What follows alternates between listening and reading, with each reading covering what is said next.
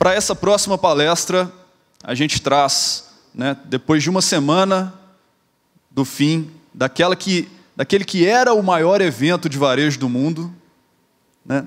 Acabou há mais ou menos uma semana, a NRF 2024. Era porque lá, esse ano, tinham 40 mil pessoas, né, Nicolas? E esse ano, Vivi, como é que vai ser o fórum? O fórum esse ano, gente, vai ser o maior evento de varejo do mundo, né? Não queria criar expectativa aqui não, mas de tudo, poxa, de tudo, né? Lá um super evento em São Paulo, né? Então, já criando a expectativa aí, mas voltando para o assunto, a NRF, tive lá com o Nicolas esse ano, né? A gente vê muita coisa lá legal, o Brasil está avançadíssimo em relação a algumas tecnologias, principalmente meios de pagamento, né? A gente está anos-luz à frente dos Estados Unidos. Em outras áreas, a gente ainda vê inovações, vê novidades, mas principalmente aquelas provocações, aqueles puxões de orelha, né, Marcelo, que a gente tem que tomar de vez em quando para, né, aplicar no nosso negócio. Então, para trazer essas visões, né, Marcelo? Quer comentar aí? É muito legal isso, Ivo, porque o Brasil, se eu não me engano, a maior caravana de outros países que vai para a NRF são brasileiros, né? E eu tive a oportunidade de trabalhar durante 5 anos e meio numa marca muito forte aqui de Belo Horizonte, e eu fui contratado porque o diretor ele foi na NRF e ele sacou que ele precisava entrar no digital. Isso em 2013, né? Então, essas reflexões, né? O que você se aplica, isso é muito importante. 2013, puxa vida. 2013, 11 anos atrás. Só aqui, desculpa. Acho que é importante dizer a NRF para a gente, para quem aqui não conhece do que a gente está falando. Levanta a mão desse evento. Olha, eu vou ter que fazer o jabá do evento alheio, mas vamos lá, educação. A NRF é uma referência para nós do E-Commerce Brasil, que o Ivo aqui está dizendo. Esse ano, para vocês terem uma ideia, foi a 135ª edição. É o evento do Ocidente mais antigo de varejo. E que acontece todo janeiro em Nova York e reúne ali caravanas imensas de todos os continentes para falar durante 3, 4 dias, Ivo? Isso, 3 dias. 3, 4 dias, sobre varejo. E ela sempre tem um tema, esse ano foi, entre outras coisas, inteligência artificial. Então, fica aí, é uma imersão, é um evento em inglês, tem tradução simultânea, se eu não me engano, tem sim, nas plenárias principais, justamente por conta disso que o Linhares diz.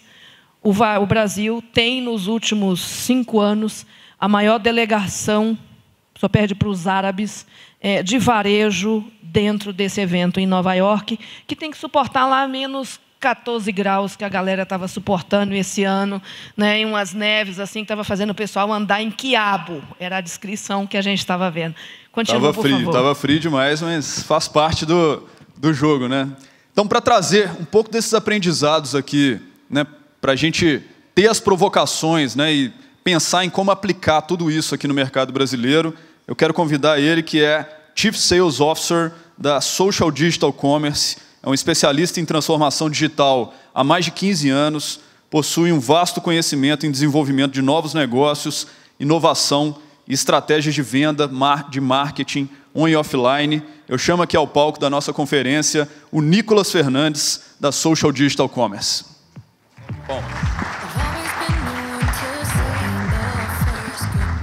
Bom dia, gente, tudo bem? Todo mundo animado? Vamos lá.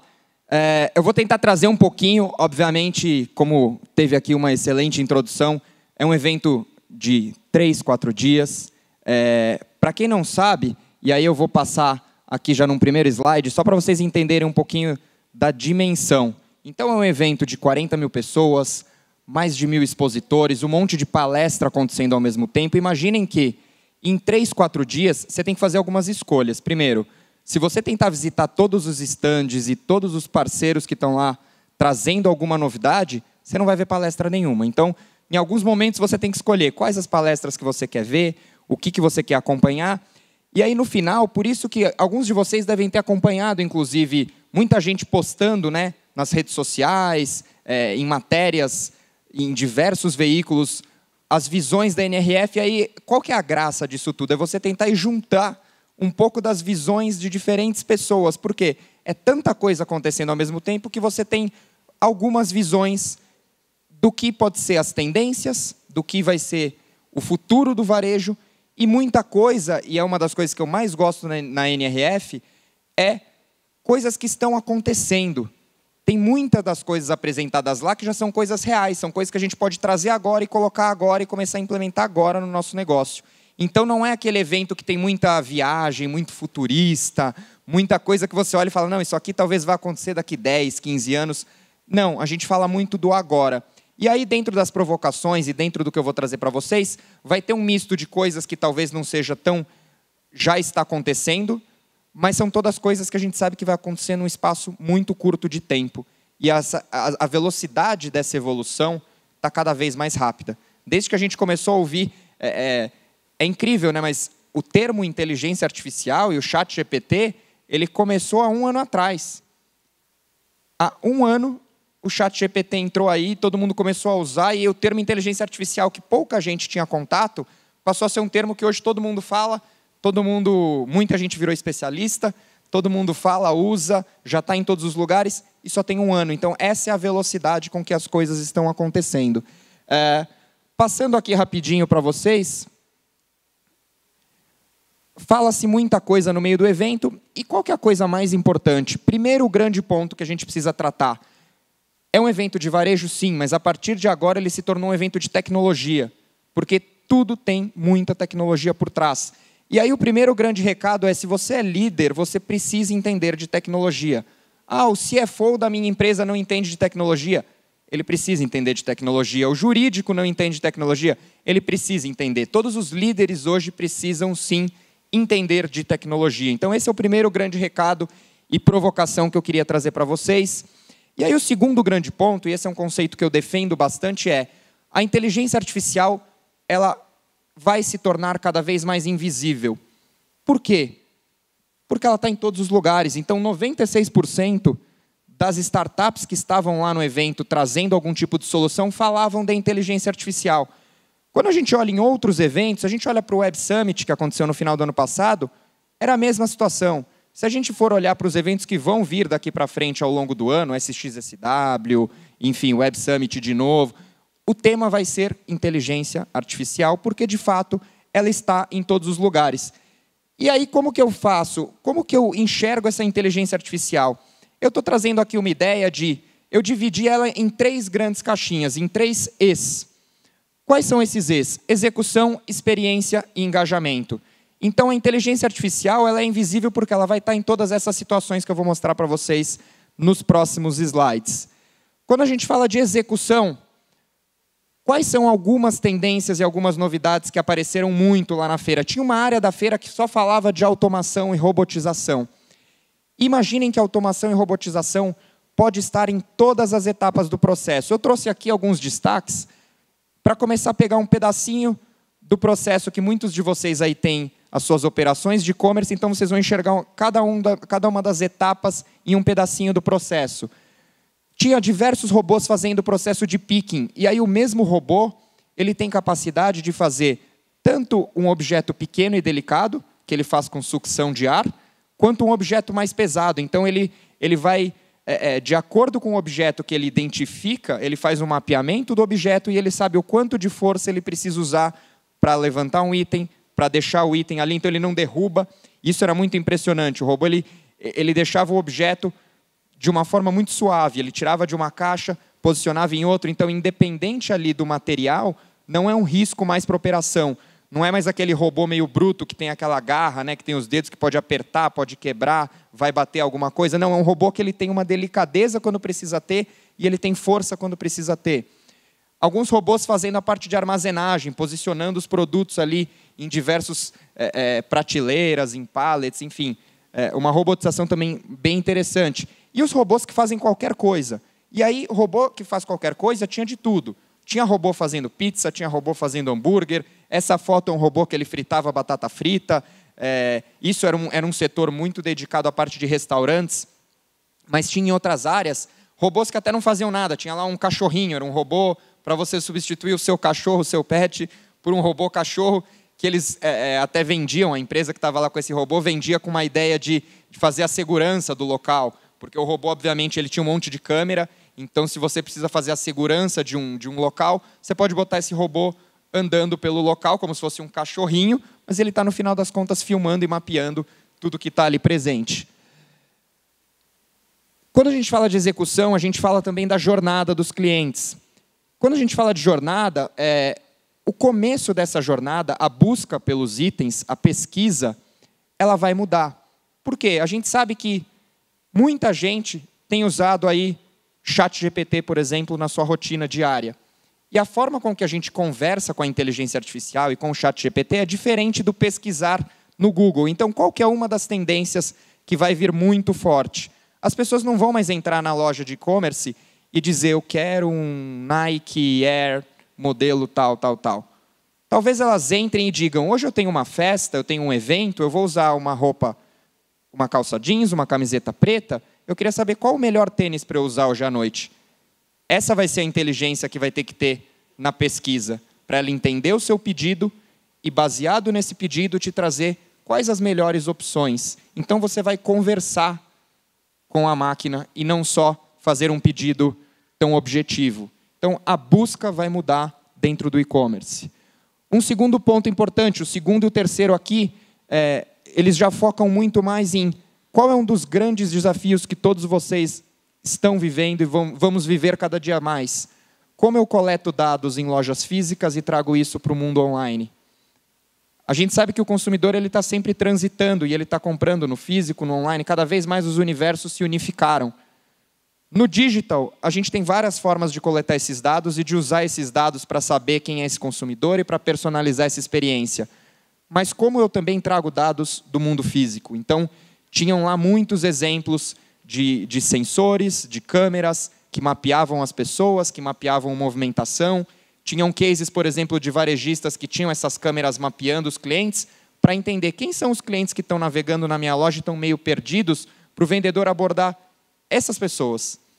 A pessoa que já entrou na minha loja, sabe o que ela quer, foi direto na gôndola, pegou, talvez ela não precise de um atendimento, mas se eu estou mapeando nas câmeras que tem alguém lá que foi num corredor, foi no outro, olhou uma prateleira e parece que não está achando alguma coisa, o vendedor pontualmente ele vai direto nessa pessoa. Então, esse tinham muitas empresas trazendo situações de mapas de calor, tanto para mapear as pessoas como para mapear as próprias gôndolas. Então, para garantir que a execução está perfeita, para garantir que tudo está como deveria estar, que não tem ruptura de estoque, isso tudo também pode ser levado para o mundo digital.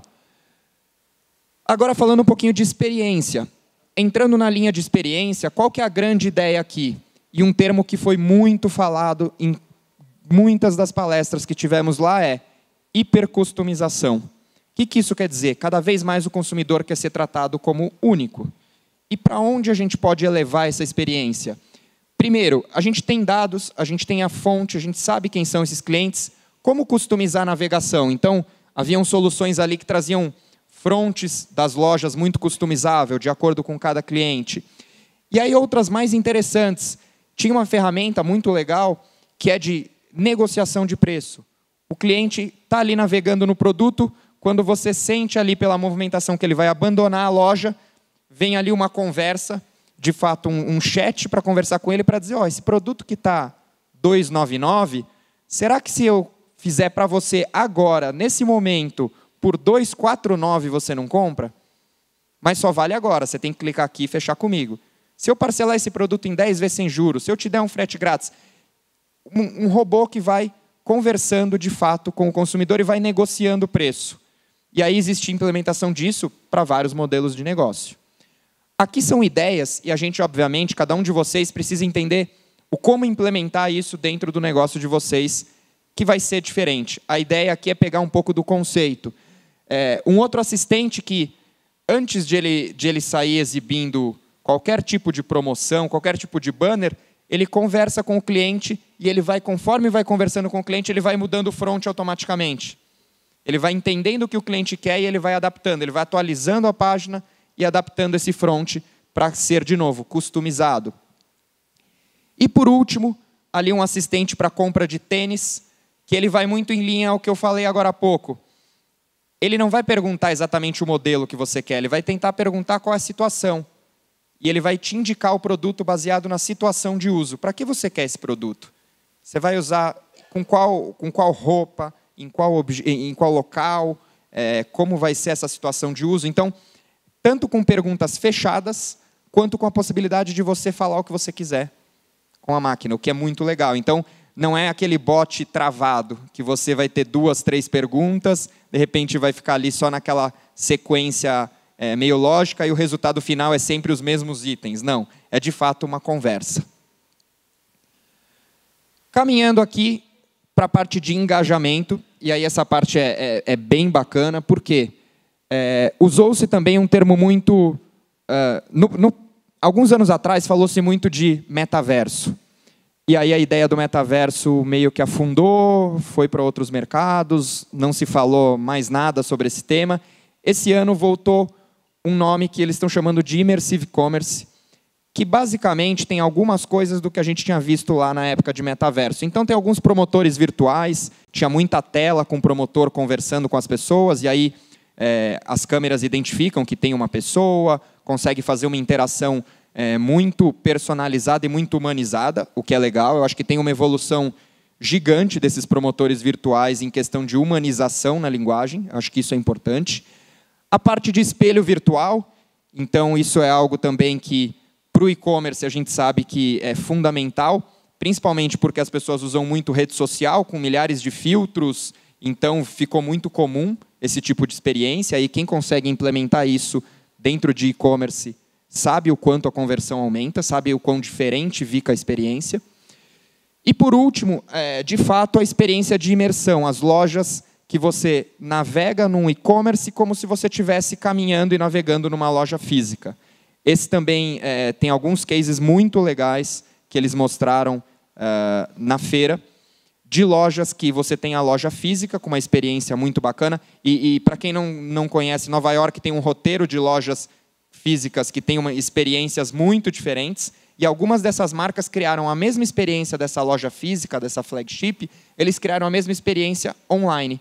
Então, você navega ali como se você estivesse caminhando por essa loja, você clica no produto, vê as descrições do produto, insere no checkout, tira do checkout, enfim. Você consegue ter uma experiência cada vez mais parecida online com o offline. E a gente sabe que tem um crescimento, e o público lá que surgiu com o metaverso e que gosta, existem vários óculos no mercado para esse tipo de navegação, existe um nicho de mercado que gosta, que valoriza e que quer fazer esse, de fato, o formato principal de compra.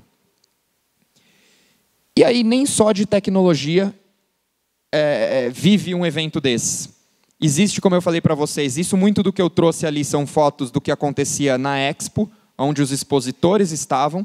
E aí eu queria trazer agora alguns poucos insights do que aconteceu nas palestras. Então, esses temas que eu coloquei da Expo, eles também estavam nas palestras, mas nas palestras tiveram alguns insights. E o que é legal na NRF? As primeiras palestras, normalmente, são as palestras que dão o tom do evento. Eles escolhem, de propósito, os primeiros caras que vão ali falar, as primeiras pessoas que vão colocar suas ideias. Normalmente, o que elas falam é o que depois vai ser expandido com outras pessoas ao longo do evento.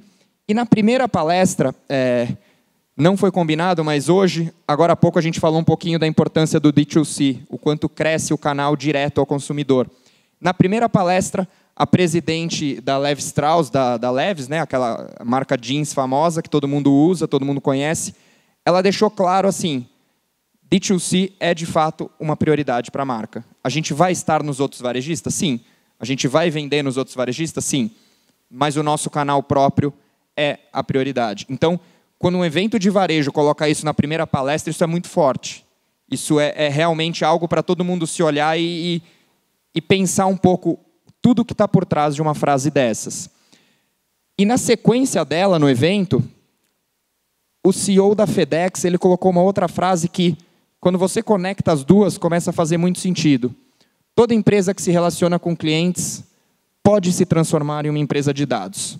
E ele deixou claro, e ele trouxe muitos números da FedEx, dizendo, hoje a FedEx não é só uma empresa de logística, a FedEx é uma empresa de dados. E a partir disso ele abre uma porta gigante. Não sei quem viu, mas a FedEx saiu esses dias que a FedEx deve montar um e-commerce para começar a brigar com a Amazon e com grandes players nos Estados Unidos.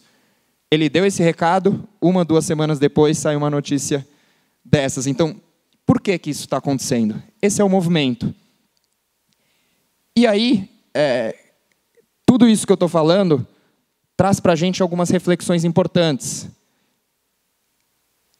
A Amazon, ela tem atração, tem pagamento, tem fulfillment, e ela chega até o consumidor final. Ela é um varejista, vamos chamar de tradicional, é um e-commerce referência para todo mundo.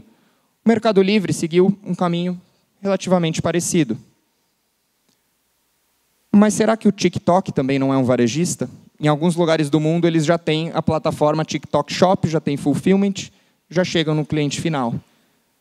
Cada um de vocês, com a marca de vocês, com a empresa de vocês, a partir do momento que você tem os dados, que você tem isso organizado, você pode sim ser um varejista e todo mundo pode coexistir no mesmo ecossistema. Cada um com a sua participação, cada um com a sua forma de chegar ao consumidor final.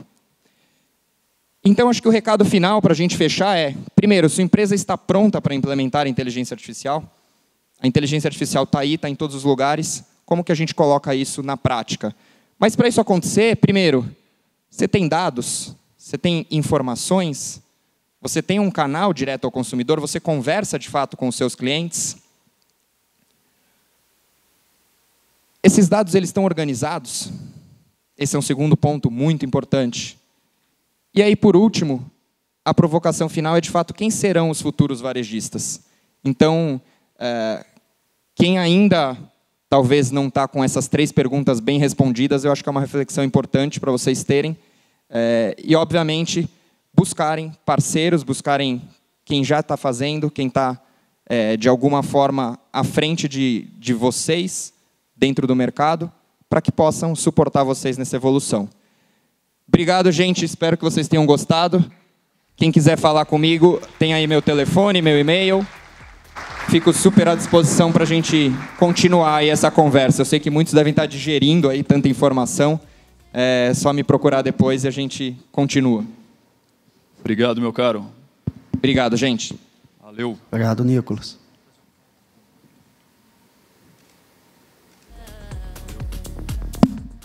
Muito bom. Alguma pergunta para o Nicolas, gente?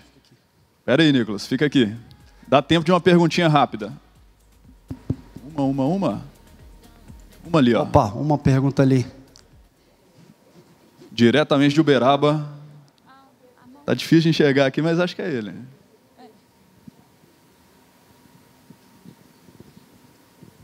Olá, Rafael novamente. Rafael. Sobre as normativas, as futuras leis que vão se criar para o uso da inteligência artificial, foi comentado algo? Porque é algo também que temos que ficar atento, né? Porque de repente a gente começa um processo aí, de repente vem e a gente acaba sendo cortado. Acho que essa é a grande preocupação, né? Sempre que o tema inteligência artificial é colocado. Existem vários processos rolando, principalmente nos Estados Unidos, mas, de fato, hoje, esse mercado ainda está uma terra sem lei, vamos dizer assim. O que é extremamente perigoso, porque quando você pega um mercado americano, você tem eleições esse ano, você tem ferramentas que podem impactar muito, não só o varejo, mas o país, a economia como um todo. Então, é o tema, talvez, um dos temas mais preocupantes, mas ele não foi abordado no evento, talvez, com a proporção e o tamanho que precisa. E, realmente, quando a gente fala de inteligência artificial, existe o lado bonito, né? O lado bacana que a gente viu de boas soluções, mas sem, talvez, uma boa regulamentação, pode-se usar também de uma forma não tão bacana, não tão legal essa tecnologia. Ótima pergunta. Boa. Mais uma ali rapidíssima, hein? Mais uma é rápido, prometo. Tiago Serbonos, parabéns, Nicolas. Ótima apresentação. Estive em Nova York também. Uma das definições mais legais que houve lá é que nem todas as novidades e tendências discutidas lá em New York, elas chegam no Brasil. Mas tudo que, de novo que chega no Brasil, a gente viu primeiro lá. E eu acho isso animal. Eu queria ouvir de você, como você enxerga o gap de aplicabilidade entre o que a gente vê de tendência acerca de IA e, na minha opinião, a falta de cases práticos no Brasil? Ótimo. Eu acho que o ponto principal, até casando um pouco com esse final aqui da apresentação, talvez tenha que se dar passos atrás para se ter dados organizados, para ter bons parceiros que ajudem nesse processo, porque, de fato, achar que usar inteligência artificial é só usar o ChatGPT, não é. Eu acho que é um pouco da provocação que eu tentei mostrar aqui, em que inteligência artificial vai muito além. E aí o termo até se confundiu um pouco, em alguns momentos ele até se confunde, o termo inteligência artificial com ChatGPT. Então, talvez muitos de vocês, aqui se a gente falar, eu já uso inteligência artificial no meu negócio? Já, eu uso ChatGPT todo dia. De fato, vocês estão usando, mas é muito pouco para o tamanho do potencial que existe. Então, eu acho que para poder evoluir em usos mais concretos, passa sim por uma boa organização de dados, por uma boa estruturação. Eu acho que esse é, de fato, o maior desafio hoje de todos os negócios aqui no Brasil. A gente ter os dados organizados para que se possa dar passos além só de ChatGPT ou de ferramentas gratuitas ali da internet, de imagem, de vídeo. Colocar isso como algo que vá trazer ganhos operacionais tangíveis para o negócio. É isso. Obrigado, Nicolas. Valeu, meu caro. Saúde e palmas para o Nicolas.